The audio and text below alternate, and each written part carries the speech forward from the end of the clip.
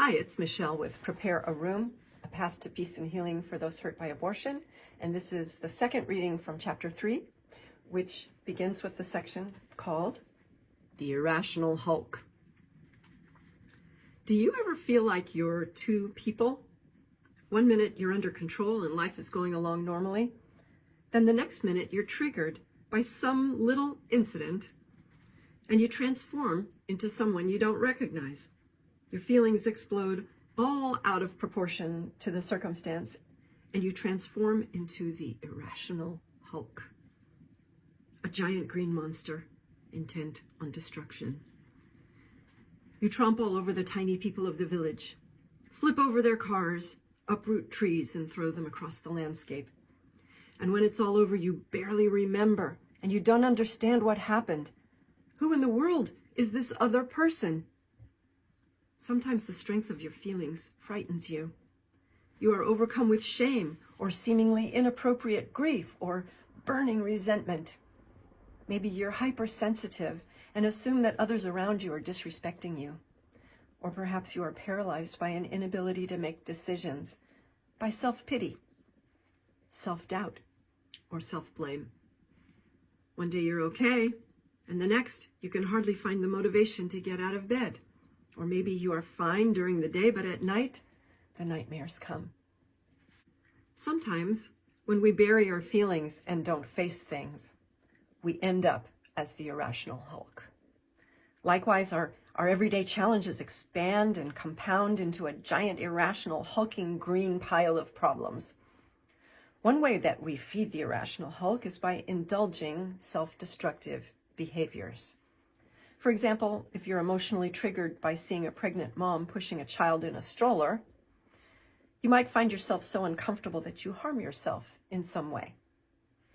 You started out with one issue, emotions coming from buried feelings. But by harming yourself, you create a new problem. Remember how problems multiply like bunnies?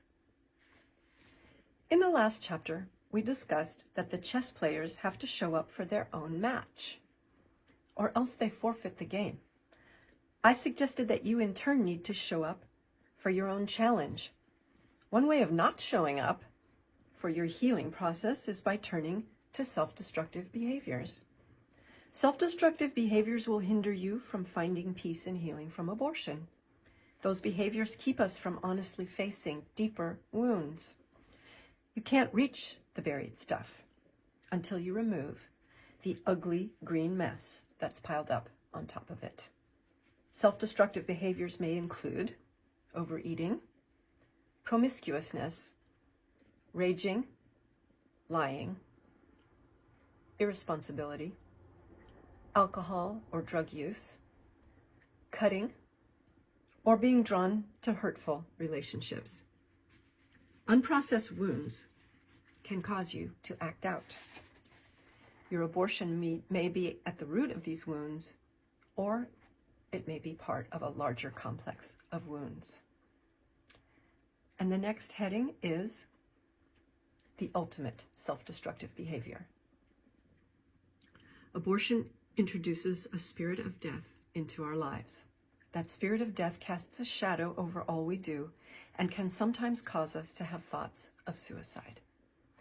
If you are having these thoughts right now, put this book down, or in this case, stop listening and watching me, and reach out to a pastor or other clergy, a trusted friend, or a licensed counselor, or call the National Suicide Prevention Lifeline at 1-800-273-TALK. That's 1-800-273-8255. But more likely, if you have gotten this far in reading, you probably have at least a glimmer of hope that things will get better. Let me assure you that peace and healing lie ahead for you. But if you succumb to these deathly thoughts, you will absolutely shut down any possibility of seeing the wrongs made right, of redeeming the lost and broken relationships with God and with your child. Don't shut that door. You can't reopen it. Redemption is right around the corner. And now we're going to hear from Alec, let's hear from Alec. I have been guilty of trying to take my own life. I am thankful that there is no suffering that is wasted in God's economy. Isn't that a beautiful statement? And that all suffering of God's adopted children is redemptive at its core. This guy is so wise. He continues, by God's grace, I am able to minister to many hurting people. God is wise and good and able to use each and every one of his adopted sons and daughters if we are only willing to be used. When Alex speaks above of suffering as redemptive, what does that mean?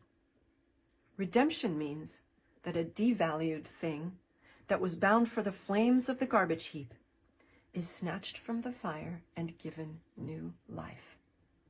For Alec, redemption means that even his suicidal suffering has been given value. Because of the newness of life that Alec has experienced, he is now able to counsel and help others find meaning through the dark valleys of life. Alec tells me that suicide is a permanent solution, that is, not a solution at all, to a temporary problem. And that most people don't really want to take their lives so much as they want to escape an unbearable life situation. He would say that a ruined life can be snatched from the flames of destruction.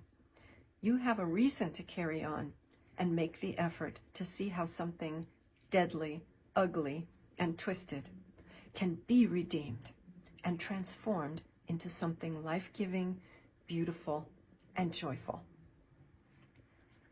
That was reading 2 from chapter 3. We're going to go on. This is a longish chapter, so it might be a few readings, but I'll see you next time for reading 3 from chapter 3.